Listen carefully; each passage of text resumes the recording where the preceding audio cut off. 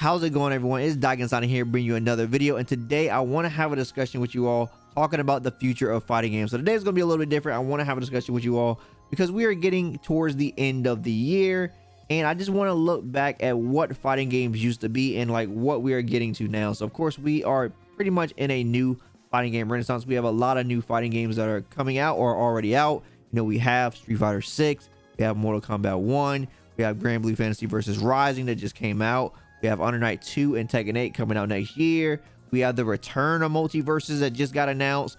And also we have Project L that some people got to play test. And of course we know we'll probably get some type of release window sometime soon.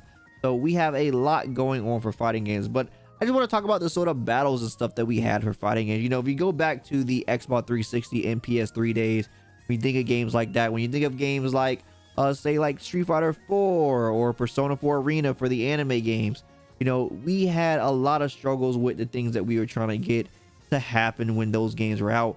One of the biggest thing that we were really pushing for, I think one of the first big pushes we had for that console generation was mainly trying to get the developers to see the importance of simultaneous release. You know, having the games come out in the arcades at that time, and then it comes out on console about like 6 months to like a year later, and then we finally get to play the game. You know, this is why we had such a big disparity between the Japanese scene and the other scenes of the world, where the Japanese players just seemed to be so much more ahead when it came to the competition of those games in both, you know, the Street Fighter games and anime games, because of the arcade era that was happening. So that little arcade era that was happening before was a big push that happened, and that was something that definitely messed things up as far as like the competition and stuff. But as we got to PlayStation 4 and Xbox One, we started to see that the developers started to prioritize consoles a lot more. So we started to get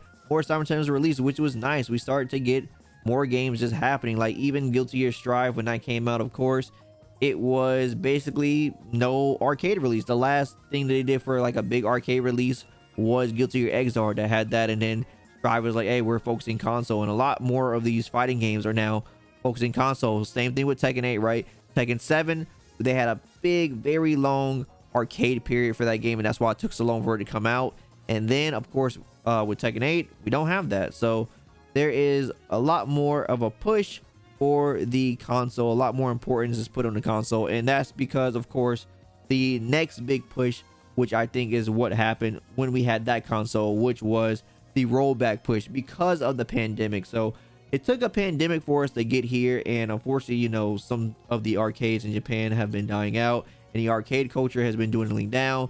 So that sort of made a shift inside of developers. But another big shift that definitely happened at that time, for sure, was the fact that the Japanese developers started listening to the other audiences of the world, because they didn't have the main showcases of the big tournaments to go to really showcase their games. They had to really look deep within the company to say, how are we going to actually showcase our games to the actual public?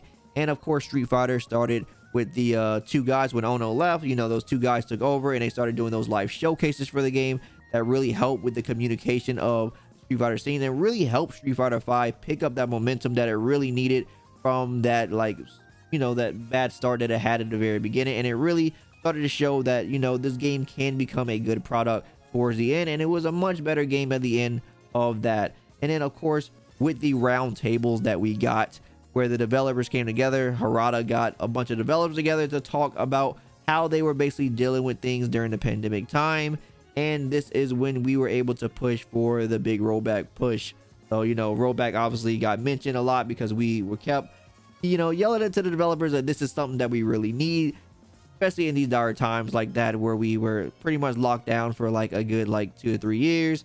And yeah, we finally got that big push for rollback. Now it seems like every fighting game that comes out, if it's not getting rollback already in it, is getting retrofitted later into some of these older titles and stuff, which has been very great to play some of these older titles within the last year or two that's been coming out, like Persona 4, Guilty Gear, plus, you know, the plus R thing, and then the you got the Xrd as well. They even doing it for the Samurai Showdown. So a lot of these games are getting the rollback.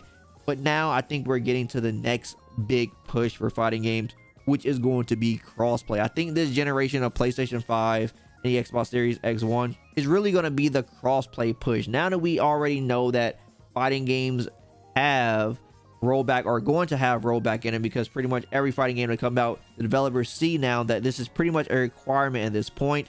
The next big push I really see the community really pushing for is going to be this crossplay. You know, crossplay is going to make it to where some of the smaller games that may not seem like they have a big community will have something of a bigger player base to actually play, or a bigger pool of players to play, because you will just have the people of those different consoles, whether it's just on PlayStation and Steam, or is it on PlayStation, Steam, and Xbox. You know, if it has all three, then the player base is even bigger. So just having that available to you just allows player to basically like play each other, just, you know, just have more players to play. And it's going to definitely affect a lot of things when it comes to fighting games, just mainly because we're getting to a point now where tournaments are going to have to figure it out exactly what console they're going to want to use for these tournaments. You know, we have Tekken that is on the horizon, and that game is only going to be next gen only. So this is something tournaments are definitely going to have to start figuring out exactly. Are they going to start pushing toward these PS5s? The PS5 is going to be the new standard. You know, a lot of the old tournament series and stuff, they had a bunch of PS4s and stuff, but now it's definitely time to upgrade because we got Tekken 8 on the horizon. So this is something that people want. But then there's also the argument that has been around for a while that, you know, the PC version is definitely better because of the input delay, and the PS5 has more input delay actually than the PS5 to PS4 version, or PS4 to PS5 version of a lot of games nowadays for some reason. So the PS5 just has a lot more caked in delay. So there's an argument for like a couple of things that are happening when it comes to that. But overall, I do feel like this crossplay push is going to be the next big thing for fighting games, along with seeing the interesting things that the developers are going to be doing with monetization, because we know there is a lot of new monetization options that are happening right now, right? So developers are trying things with season passes. We see season pass for Grand Blue Fantasy Versus, and Ryzen is about to have that. Street Fighter 6 also has that battle pass. I meant to say battle pass. Yeah, so battle pass things. We have Grand Blue Fantasy Versus with the battle pass. We have Street Fighter 6 with the battle pass as well. And of course, we're starting to see some of these free-to-play model fighting games come out. Multiverses happened. You know, it got taken away from us, but Multiverses was a thing that happened and will be coming back. And of course, we got Project L on the horizon as well with this free-to-play live service model. Grand Blue also tried his hands at a free-to-play version of the game, which is also pretty good.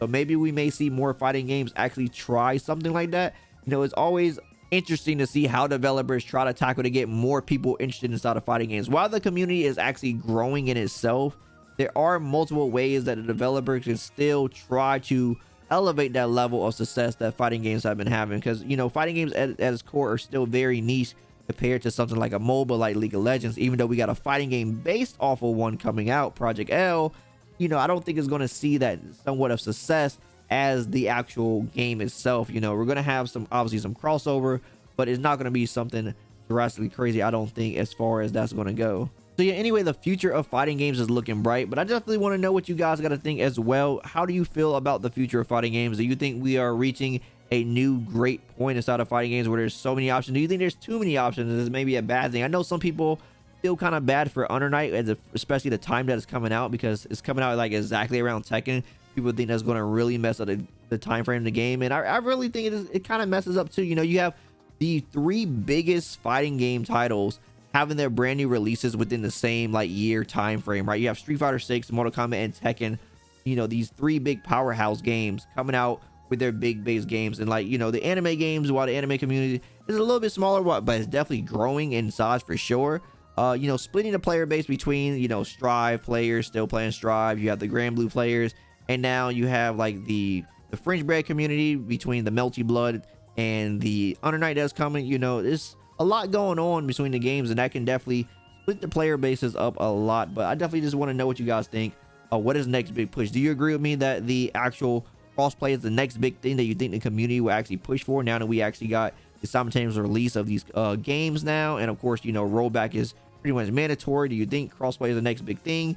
Also, what do you feel is the next thing that developers are about to start doing? Or how do you feel about the things that developers are doing now that we have the battle passes and some of the DLC practices that we see nowadays? You know, Street Fighter has these, you know, huge sort of monetization items that they have for their cosmetics and stuff.